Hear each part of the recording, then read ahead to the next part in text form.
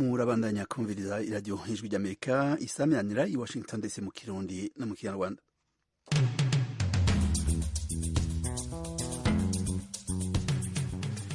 Mwiriwe neza nshuti mwese duteramanye. Mu Burundi abapimwa umugera wa sida n'abantu baba bafise ibimenyetso by'indwara canke abagendanye n'abashobora kubanduza kandi bagapimirwa mu kibano.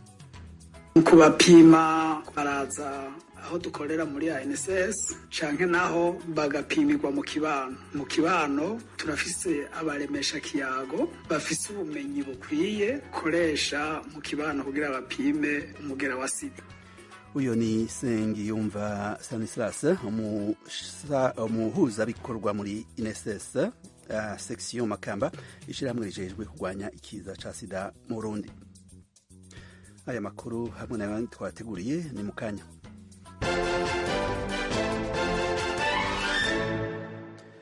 Amakuru kuri saa yatanguriye kuyavugwa hirya no hino ku isi. Abategetsi bajejwe amagara y'abantu muri Uganda uyu munsi ku wa kane bavuze ko urucanco ruzokoreshwa mw'igeragezwa ku ngwara ya Ebola rwashitse mu gihugu, aho abantu 142 banduye iyo ngwara ikanahitana ubuzima bw'abandi batari munsi ya 56.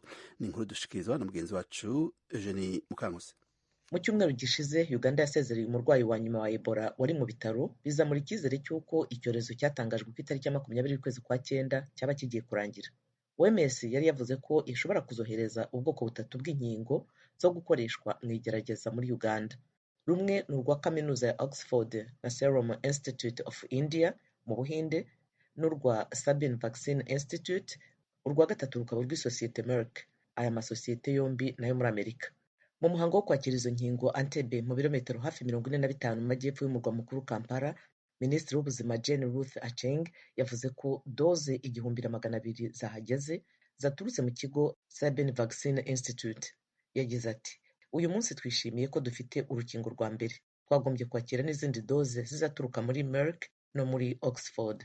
Kugeza ubu nta rukingo rwari rwemezwa kuri virusi y'ubwoko bwa Ebola Sudani yabonetse muri Uganda, kandi igeragezwa ry'izo nkingo rigamije kureba niba rumwe cyangwa izo nkingo uko ari 3 zishobora guhangara virusi y'ubwo bwoko.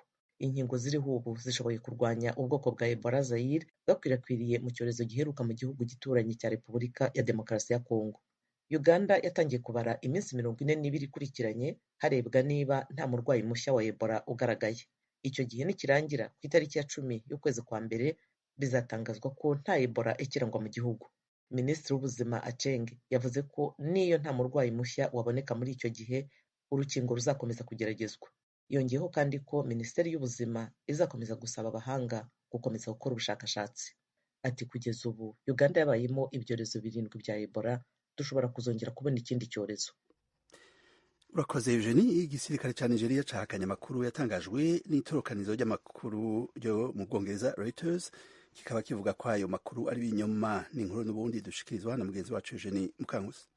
Umukuru w'ingabo General Major Lucky Irabor uyu munsi ku wa kane yavuze ko igisirikare kitazakora iperereza kuri iyo nkuru ya Reuters ivuga ko gifite gahunda y'ibanga yo gukuramo inda kubera ko atari ukuri.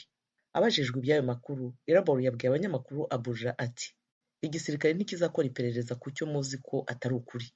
Yakomeje agira ati, ndatekereza ko ntagombye gutakaza ingufu zanjye mu bintu nk'ibi. Yabivuze mu nama yagiranye n'abanyamakuru avuga ku bijyanye n'inyeshyamba, iterabwoba n'amabandi mu gihugu. Ibiro ntaramakuru Reuters ejo kuwa gatatu yari yatangaje ko ingabo za Nigeria zifite uburyo bw'ibanga kandi bunyuranije n'amategeko ziyoboyemo porogaramu yo gukuramo inda mu majyaruguru y'Iburasirazuba bw'igihugu guhera byibura mu 2013. Reuters yavugaga ko iyo porogaramu yagize uruhare mu gukuriramo inda abakobwa n'abagore byibura 10,000. Abenshi muri abo bari mu bashimuswe kandi bafatwa ku ngufu n'abarwanyi ba Kisilamu, nk'uko abantu babarirwa muri mirongo babyiboneye kandi babitanzeho amakuru yasuzumwe na Reuters.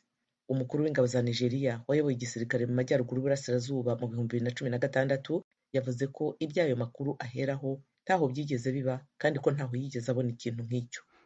tugushimire Eugenie. Uburusiya burabandanya ibitero vyabwo bukoresheje indege z'ingwano n'abasirikari barwanira ku butaka mu bice bitari bike vyo mu buseruko bwa Ukraine. N'umunsi umwe nyuma y'uko Perezida Vladimir Putin ahimbaje kuba igihugu ciwe cigaruriye ibice bitari bike vyo mu buseruko bwa Ukraine mu kiringo c'amezi 9 ingwano imaze. Ni inkuru dushikirizwa na mugenzi wacu Fidel Niyongabo.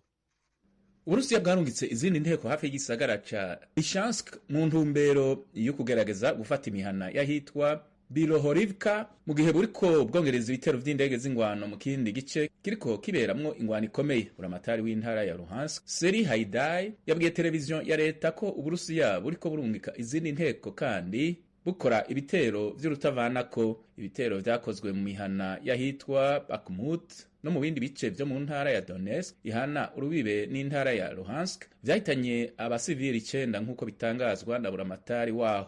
Inteko za Ukraine zishuye mu kurasa n'ibibombe vya rocket gutana mu mitwe uriko kuraba mu gice gitandukanya ibirindiro vya Ukraine n'Uburusiya mu ntara ya Donetsk. Umuvugizi wa leta yo mu ntara ya Donetsk Tatiana Ignachenko yatangaje ko ibimodoka vya blende vy'Uburusiya vyarashe ibibombe mu gisagara ca Avdiivka mu gitondo c'uno musi kuwa kane.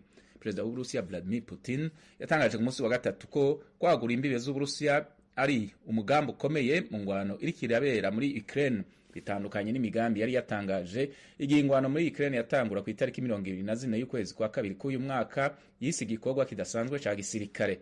Yamenyesheje ico gihe ko imigambi y'igihugu ciwe itarimwo kwigarurira ubutaka bwa Ukraine.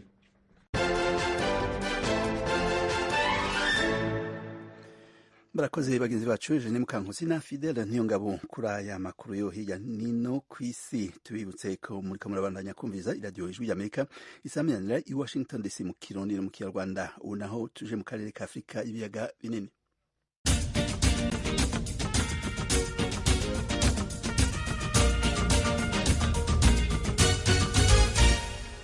Umucamanza mu rwego rwihariye rwa sentare nkuru mu Rwanda ruburanisha ivyaha vyo ku rwego mpuzamakungu yatangaje ko yakiriye ibindi bimenyetso bishasha vyarungitswe n'igihugu ca Denmark. Ni mu rubanza ubushikizamanza buregamwo Wenceslas Twagirayezu ivyaha vya genocide. Ivyo bimenyetso ntibivugwa ko rumwe na bose. Ni inkuru y'umumenyeshamakuru w'Ijwi ry'Amerika Eric Bagirusa. Ibyo bimenyetso umucamanza yatangarije ababuranyi bombi mu rubanza rwa Bwana Wenceslas Twagirayezu yavuze ko byoherejwe n'ubutabera bw'igihugu cya Denmark, bikubiyemo ubuhamya bwatangiwe muri icyo gihugu ku birego Twagirayezu aburana n'ubushinjacyaha. Urukiko ruvuga ko Denmark yasabye ko ibyo bimenyetso nta ruhande na rumwe rwabitunga. Ruvuga ko icyo gihugu cyifuje ko byaguma mu maboko y'umucamanza, ababishaka bakajya babisomera mu cyumba cy'urukiko. Umunyamategeko Brice Bikotwa wunganira uregwa asanga ubwo busabe bwa Denmark butubahirije amategeko. Yabwiye umucamanza ko nk'uko ubushinjacyaha bw'u Rwanda bwakeneye izindi nyandiko bukazifashisha mu gutegura ikirego, nabo babona umwanya uhagije wo kuzisoma mu bwisanzure.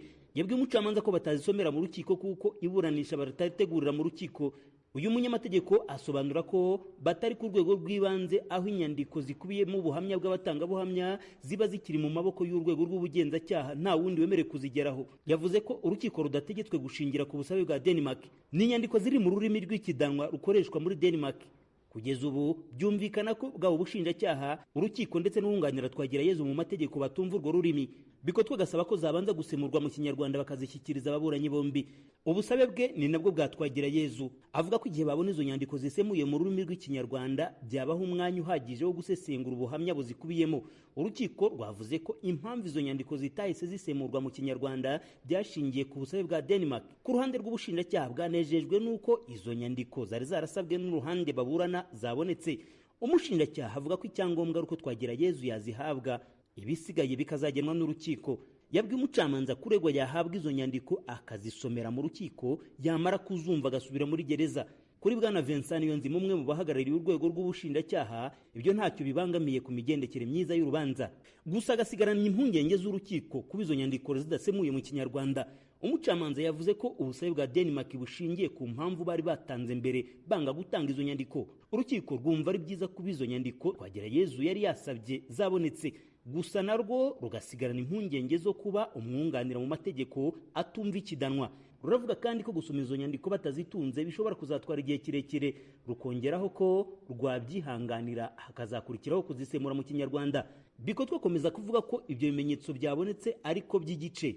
Asobanura ko batumva aho amategeko yaba yishwe igihe urukiko rwaramuka rubahaye ibyo bimenyetso bisemuye mu kinyarwanda. Avuga ko n'ubusanzwe ari by'amategeko ategeka. Arafata ibivugwa n'ubushinjacyaha akabikubira mu cyo yita gushaka kuremereza ibintu, bwirengagiza ingendo bakora bajya kuburanira i Nyanza. Ati bikozwe gutyo nta butabera buboneye bwaba butanzwe. Urukiko rwakomezaga kuvuga ko kuba ibyo bimenyetso byabonetse kubisomera ku cyicaro cyarwo bihabanye no kuba byaba bidahari. Umucamanza yavuze ko kumusaba kwirengagiza ubusabe bwa Denmark bitari mu bubasha bwe. Yabwiye impande ziburana ko biri mu mikoranire yo ku rwego mpuzamahanga hagati y'ibihugu byombi. Yabajije uruhande rwa Twagirayezu niba bumva ibyo bimenyetso byafatwa nk'ibitabonetse bagakomereza ku zindi ngingo. Twagirayezu nawe yashimye kuba Denmark yateye intambwe yo kohereza ibyo bimenyetso, ariko kuba bitari mu kinyarwanda akabibonamo indi ntambamyi kuko umwunganira atumva ikidanwa. Busubiranye ijambo, ubushinjacyaha bwavuze ko uruhande rw'abo baburana bahagazeho ruhabanye. Bwavuze ko ubwo Twagirayezu yumva urwo rurimi rw'ikidanwa urukiko rwafata icyemezo muri uwo murongo.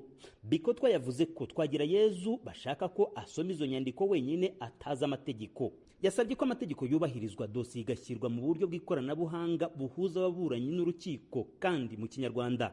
Amaze kumva impande zombi, umucamanza mu rugereko rwahariye rw'urukiko rukuru ruburanisha ibyaha byo ku rwego mpuzamahanga n'ibyambuka imbibe yanzuye ko hagiye kubaho umuhango wo gusemura izo nyandiko mu kinyarwanda, na cyane ko ari rwo rurimi rukoreshwa mu nkiko z'u Rwanda. Yatangaje ko bizakurikira azabimenyesha ababuranyi bombi. Umucamanza yasabye ababuranyi kwihangana kubera ko uwo muhango wo gusemura izo nyandiko uzafata igihe kirekire. Yavuze ko nibirangira aribwo azabamenyesha itariki yo gusubukuriraho iburanisha. Bwana Wenceslas Twagirayezu niwe wabaye intandaro yo gutumiza ibyo bimenyetso mu gihugu cya Denmark cyamwohereje. Avuga ko ubuhamya batangabuhamya bamushinjirije muri icyo gihugu buhabanye n'ubwo batangiye mu nkiko z'u Rwanda. Uru rubanza rwe biboneka ko rwerekezaga ku musozo, biragaragara ko rugifite ikindi gihe kitari gito, uhereye ku byatangajwe n'umucamanza yihanganisha ababuranyi bombi ko batagomba kurambirwa n'igihe isemurwa ry'izo nyandiko zizafata. Bwana Wenceslas Twagirayezu w'imyaka 54 y'amavuko akomoka mu cyahoze ari prefegitura ya Gisenyi, ubu ni mu karere ka Rubavu mu burengerazuba bw'u Rwanda. Ni naho ubushinjacyaha umurega ibyaha umukekaho. Uregwa we agakomeza kubihakana yivuye inyuma, akavuga ko jenoside yabaye atari mu Rwanda. Bagira ubusa ijwi rya Amerika, Nyanza mu majyepfo y'u Rwanda. Urakoze Eric. Abagize inama nkenguzamateka y'u Rwanda basaba leta guhagurukira ikibazo c'abana b'Abanyarwanda bata amashuri mu mashuri y'intango y'imyaka 12. Impamvu nyamukuru n'ubukene mu miryango nyarwanda. Inkuru twateguriwe n'umumenyesha makuru w'ijwi rya Amerika Asumta Kaboyi ari i Kigali mu Rwanda. Mu gitondo cyo kuri wa kane, abagize komisiyo y'imibereho y'abaturage n'uburenganzira bwa muntu muri Sena y'u Rwanda bari batumije Minisiteri y'Ubutegetsi bw'Igihugu ngo isobanure icyakorwa kugira ngo umubare w'abana bata amashuri ugabanuke. Abasenateri bagaragarije umunyamabanga wa leta muri iyi minisiteri ko ikibazo cy'abana bata ishuri batarangije amashuri abanza n'ayisumbuye giteye inkeke. Abasenateri bagaragaje ko basanze ikibazo cy'ubukene mu miryango ndetse no kubyara abana benshi kigaragazwa nk'imwe mu mpamvu ituma abana bava mu ishuri ari benshi. Iki kibazo cy'ubukene nicyo kandi gituma habaho ko amakimbirane mu miryango hagati y'abashakanye afata umwanya wa mbere mu gutuma abana bava mu ishuri, abenshi bakagana iy'umuhanda cyangwa bakajya gushaka imibereho ahandi. Umwe mu bagize iyi komisiyo, Senateri Niyomugabo Cyprien, yasobanuye ko imibare inzego za leta zigaragaza kuri iki kibazo itari y'ukuri. Hari aho inzego z'ibanze rwose iki kibazo cyo guta ishuri zibyihorera. N'iriya mibare itangwa y'abana bataye ishuri ni mike cyane. Hari aho twe twakoresheje uburyo bw'abana, abana babiri gusa batoya, nta bana muzi aho mutuye batiga. Yo baratondoreraga pe, bakabatubwira n'amazina yabo na base na ba nyina. Bivuga ko inzego z'ibanze zegereye umuturage, iki kibazo zose ntizakigira icyabo. Hari urugero rw'umudugudu umwe rwose wo twaje gusanga umuyobozi w'umudugudu bwe abana be batiga, kandi we yasobanuye ko abana bari aho muri uwo mudugudu ayobora bose biga. Senateri Mukakarangwa Clotilde uri mu itsinda ry'abagaragaje iki kibazo yerekanye ko ubuharike nabwo buza mu bwongera umubare w'abana bata amashuri. Aba bagabo ata umugore wa mbere n'abana nka 5 akagenda agashaka undi akamusigira abana nka 3, akajya ku wundi akamusigira abana 4, ntazi n'izina ry'umwana. Harya wiga mu wakangaye, yabaje abana 3 be, abo ngo harya wiga mu, ubona ntazi n'izina rye, nta namuzi pe. ubusuwo niwe tuzaho ubuyobozi. Bwana Mutsindashyaka Andrea, umuyobozi wa sendika ikora mu bucukuzi bw'amabuye y'agaciro, avuga ko muri iyi sendika bahora bahanganye n'ikibazo cy'abana bata ishuri bakaza gukora mu mabuye y'agaciro. Muri kariyeri ho abana barahari bata amashuri byo mu micanga, muri za konkase, mu matafari, b'abana batunda amatafari bajyana ku ntuza ku matanura. Hari ikibazo cy'imyumvire yo mu ababyeyi batari responsable ku bana babo kugira ngo babashe kubakurikirana, noneho ugasanga ababyeyi bazindutse nabo bagiye gushakisha imirimo bakora, umwana akaba yata ishuri bo batabashije no kumenya yuko umwana atagiye ku ishuri.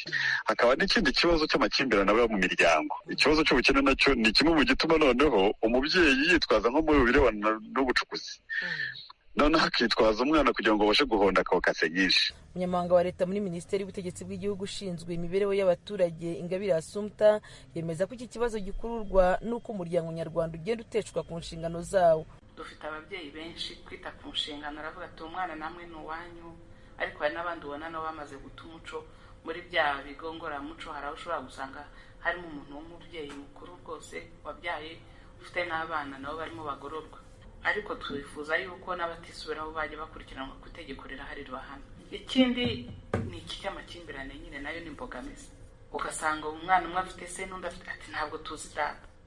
Hakozwe ibarura mu mujyi wa Kigali dusanga hari abagore bemera ko bakora umwuga w'uburaya basaga 7,000, bafite abana basaga 20,000. Ikindi nanone hari ikibazo cy'imibereho, ubushobozi iyo bubaye buke cyane, umuntu afite abana benshi biragoye ko abana bose bakwiga. Minisiteri ifite imibereho y'abaturage mu nshingano ivuga ko mu kwezi kwa mbere umwaka utaha iteganya gukora igenzura ryimbitse ryo kumenya umubare nyawo w'abana bataye amashuri. Uyu mwaka Minisitiri w'uburezi mu Rwanda Uwamariya Valentine yagaragaje ko umubare w'abana bata ishuri ugenda wiyongera ukurikije ibyiciro abana baba bagezemo biga. Minisitiri Uwamariya yavuze ko iyo abana bagitangira bakira abanyeshuri barenga 500, ariko ko bagera igihe cyo gukora ibizamini bisoza umwaka wa 6 w'amashuri abanza bagasanga hakoze abagera ku 180. Ni ukuvuga ko hafi 1/3 cy'abana batangira amashuri abanza batayarangiza. Iki kibazo abasenateri bagaragaje ko gikwiriye gucukumburwa cyane cyane inzego z'ibanze ndetse n'ababyeyi bakabigiramo uruhare. Abasenateri basabye ko hashyirwaho abayobozi bashinzwe iki kibazo by'umwihariko aho kugira ngo bijye bibazwa abantu benshi icyarimwe. Assumpta Kaboyi, Ijwi ry'Amerika, i Kigali. Tubibutse inshuti mwese ko muriko murabandanya kumviriza iradiyo Ijwi ry'Amerika.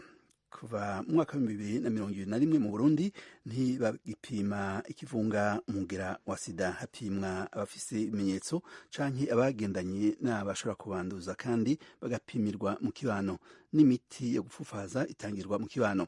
Ubwo buryo ngo burorohereza abifuza kwipimisha n'abafata imiti yo gupfufaza umugera wa sida. Inkuru yateguwe n'Ijwi ry'Amerika ifatanije n'abanywanyi bayo mu Burundi, tubishikirizwa na Thierry Yves Ndayishimiye ari i Kigali mu Rwanda.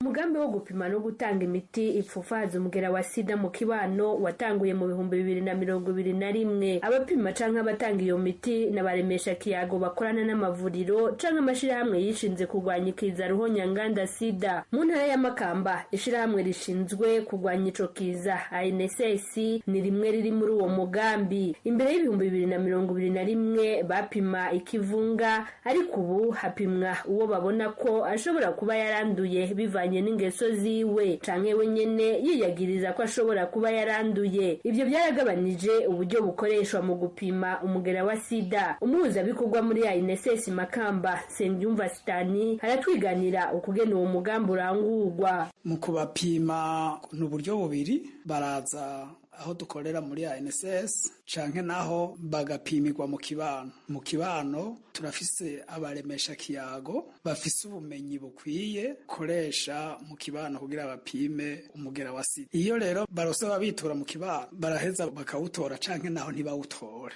kuri uwo yawicuze yaje yipimishije. Ico gihe bawumutoye baca bamuzana muri ANSS, tukagira ikindi gipimo co guhinyuza yuko inyishu zatowe arizo. uyu ni Nahimana Mediatrice umuremesha kiyago ku mutumba wa Makamba ya mbere akaba atashatse ko tumufata amafoto. Ubwa mbere baraduhaye inyigisho yuko dutegerezwa kuba dufise ibanga kandi dutegerezwa kuba tuzwi neza mu kibano, hanyuma baratubwira ingene tuzobanza kuganira n'abantu imbere yuko tubashikira tukabapima, tubanza kuganira nabo na cane cane mbere tukitanga ko n'akarorero, kuko burya iyo umuntu agendana umugera, je nibaza ko iyo si ingwara nibisanzwe tubifata ko ari nka kurya kwa malaria.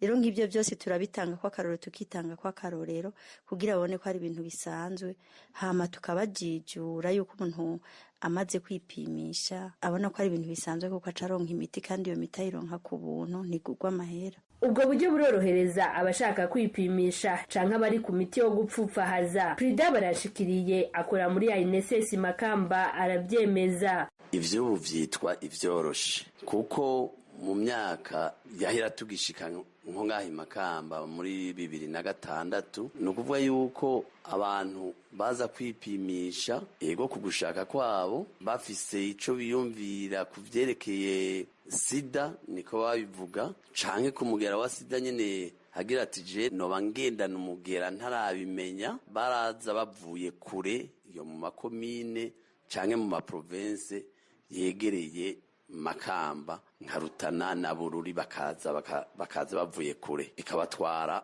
umwanya bagahagarika ca gikorwa, canke nabo bamaze kugwara bakaza kugwaye ntagwara umugera wa sida gusa, bakaza bavuye kure bagafata gwa rugendo, bagafata inahuri, basanzwe bamaze kuba batameze neza ari magara make, ugaca usanga rero bibatwaye umwanya, bibatwaye n'uburyo. Nkurunziza Frederica umunywanyi wa INSS Makamba ati uturusho ni twinshi kubera iyo ndinganizo nshasha, nawe nyene ntiyashimye ko tumufata ifoto. Akarusho karimwe nuko kera bakija kwipimishiriza kwa muganga abantu baraza bagatonda umurongo, hanyuma bakava amasaha yagiye, ariko ubu babikorera mu kibano, bacungura umwanya wawo gukora ibindi bikorwa. Hanyuma kandi nico kimwe nuko gutora imiti, uko gutorera imiti mu kibano bifasha vyinshi. Urumva naho nyene bifasha muri uwo mwanya wo kuja kwirirwa batonze ku mavuriro. Hanyuma ikindi kigira kabiri naco birabafasha no mu banywanyi hagati nawo kumenya n'amagara yabo ingene yifashe, kuko baca baza bararabana bakara nimba hariwo babona bitariko biragenda neza, bica bishika kwa muganga hakiri kare, bagaca bamukurikirana hakiri kare. Ikindi ubwo buryo butuma abapimwa batagira isoni iyo bashaka gupimwa, nk'uko vyemezwa na Stanis Ngiyumva umuhuzabikorwa muri INSS Makamba. Ubwa mbere apimwa n'uwo yizeye, ubwa mbere boba babana kumbure basangiye vyinshi mu kibano. Ubugira kabiri hariho kuba uri ahantu wizeye cane, wata muntu azoheza ngo azarabivuga mu gihe utaratangura kuvyivugira, hanyuma ukaronka impanuro uyawe n'uwo mubanye musangiye imico n'imigenzo ku gatumba. Umuremesha kiyago Nahimana Mediatrice arigana igituma gupimirwa mu kibano no kuharonkera imiti ariyo nzira irashe. N'uyu muremesha kiyago ntiyashimye ko afotogwa. Gupimirwa mu kibano biri n'akamaro kanini cane gose, kuko ubwa mbere hari abantu baba batinya kuja ku bitaro, hari abantu baba batinya bati je nkaja ku mavuriro, aba nakaniyo bakora barambona je sinjayo, mugabo ari mu kibano ndavyemera, kuko natwebwe mu kumupima tumutwara ahantu hameze neza, ahantu ataruja n'uruza, hanyuma kandi tumupimye twebwe ico dukora ntitunamubwira tuti wowe uragendana umugera, twe tubona ibimenyetso hama tugaca tumwitwarira kw'ivuriro. Avuze ati je sinjayo, abaganga baradufasha tukavuga tuti hari umuntu yatinye kuzino, bagaca baza kugira barabe yereye ivyo bimenyetso twabonye, bagaca babona yuko agendana umugera, ko keshi na keshi abo dutoye ibimenyetso usanga baba bagendana umugera. Kanatsinda abo baremesha kiyago barazi neza ibanga batumwe. Prida barashikiriye gupimira mu kibano bikorwa n'abantu twavyigishije ingene babikora, no mu gupima bagendera ibanga, nukuvuga yuko batagenda baravuga uwo bapimye canke ishu yabo canke ngo nakiriye uyu canke ngo vyagenze gute, ahubwo hoho bagiye kwararaza ahubwo nta n'umwe bosubira kuronka abatumbera. Uyu munywanyi wa ANSS amaze imyaka 18 ntiyashimye kwivuga izina kandi agendana umugera wa sida. Ari mu bafashirizwa mu kibano, atubwira ukugene abaremesha kiyago bakora ku mutumbi wabo. Umuremesha kiyago icyakora urabona kenshi mu kibano hariho abantu baguma bagwaragurika. Igihe bagwaragurikiye cyane wowe uri umuremesha kiyago biragutera intuntu, ukongera ukamwegera ukamuha impanuro.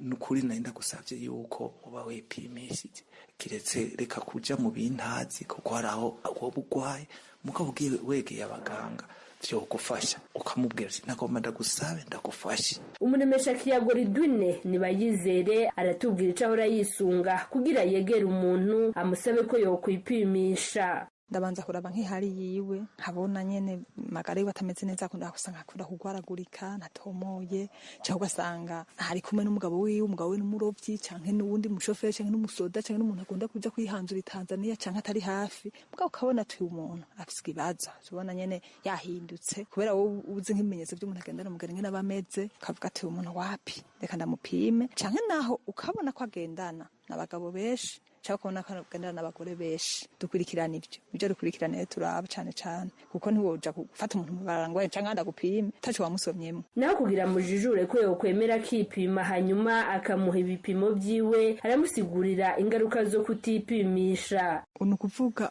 ramwereka ubuzima bw'umuntu, kazoza kiwe na kazoza kubu, imiryango yiwe ingene ashoboye kwanduza abantu, umuryango uzoba uhombye kazoba uhonye nyene nkamusigurira, hanyuma kandi nkamwereka akamaro ko gufata umuti hakiri kare, inyungu ko n'umugeni aho bagupima bawubura iyo wafashe umuti kare, hanyuma kandi nkamwereka ingaruka mbi yo kudafata umuti kare, kudafata umuti n'ingaruka nziza yo gufata umuti. Umuremesha kiyago Nahimana Mediatrice we hari aho biba ngombwa ko yitanga ko akarorero ko kuba ugendana umugera wa sida atari umuhero w'isi, gutyo wari karajijura akabona kwemera gupimwa. Kubera nka jewe iyo turiko turaganira n'umuntu nkamwitanga ko akarorero nkavuga ntiraba nka jewe cengendana umugera kandi ntabikubwiye ntavyumenya, kenshi haroha usanga bavuga ngo ndiko ndabesha ngo sivyo, hanyuma kandi muganga nkababwira ntikirazira gupimisha ijisho. Hama ikindi hariho abantu usanga bavuga bati ngo ivyo nibisanzwe, ngo umugera nibisanzwe, ngo sinirirwa ndipimisha. Hakaba abandi batubwira ati je nkaja kwipimisha sindonka ingene ndabibwira umugabo wanje akabimenya aranyica. Uwo batoye umugera wa sida rero baca bamukorera ibipimo byo guhinyuza muri ANSS, basanze koko yaranduye ngo baca bamushira ku miti. Inyuma y'amezi 6 akurikiranwa muri ANSS aca arungikwa gukurikiranwa mu mashirahamwe yo mu kibano. Muti none mu kibano abaremesha kiyago bakurikirana gute ubugendana umugera wa sida? Uyu n'umuremesha kiyago atashimye ko tumuvuga izina. Uwo iyo tumubonye bwa mbere tumushira mu mpanuro kuko ari mu ishirahamwe ryacu, tuca twicaye tuca tutangura kumubona ati wewe ibi bintu manzi tubwire kwanza uyu miti urayifata, nshobora no kugenda muhira nyereka ikopo turabe, nyereka urumva arashobora kukwereka temugabo ibi bikurikirana naba abandi babikurikiranye. Umuremesha kiyago Ridwine we arashika no mu cumba c'uwo basangishira hamwe akaraba ko imiti yahawe ayifata neza. Jewe ndashobora kugenda nk'iwe kubera nyene baramenyereye ababacuta barabagenze uko agwaye utegeza kumenya kagwaye. Umaze kugenda rero haraho usanga nyene bishika kushika mu cumba, abantu benshi ndinjira mu vyumba vyabo bakambwira ati shikino ko yaba bagwaye canke bakantumayo, ngize ndaraba nkabona ko izo kopo nzugaje kumva ko zikirimo nzaho namuhereye. Ariko siba bari besha bari nk'umwe canke babiri canke ugasanga n'umwe, mugabo ukacumuhanuti burya ntiwanyuye umuti neza, aragusigura ati byarangwa jestoma canke narabaye uku byaranasafe ndavyibagira ibintu nk'ivyo akagusigurira, akamubwira ati burya rero bandanye umuti, akamusigurira nyene. Ariko n'ahandi uko twebwe uko dufatana umuti tugiza agashira hamwe turaziganya tukaguranana, hama tuziganya tukaguranana hajye nitwo turaziganya tugurana, turavugana ivyo gufata umuti, tukavugana ubuzima bw'ishira hamwe n'ubuzima bw'amagara yacu. Mu mezi 3 aheze muri ANSS Makamba bapimye abagera ku 120 bakaba basanze handuye 6 gusa, benshi bafise hagati y'imyaka 18 na 35. Umuhuza bikorwa wa ANSS Makamba aremeza kwihangiro ry'uko muri 2030 95% y'abantu bazoba bazi uko amagara yabo bameze 95% banduye bagafata imiti nayo 95% bazoba bafata imiti neza bazoyishikako kuko gushika muri Kigarama 2022 100% yabo basanga baranduye bari ku miti 97% barayifata neza. Turabashimiye inshuti mwese mwakurikiranye amakuru yacu yo kuri isaha. Turashimiye na Fatuma Karara yeganije ibiganiro, tukaba dushimiye kandi na engineer yadufashe mu buhinga bw'ivyuma. Mugire amahoro n'umugoroba mwiza mwese.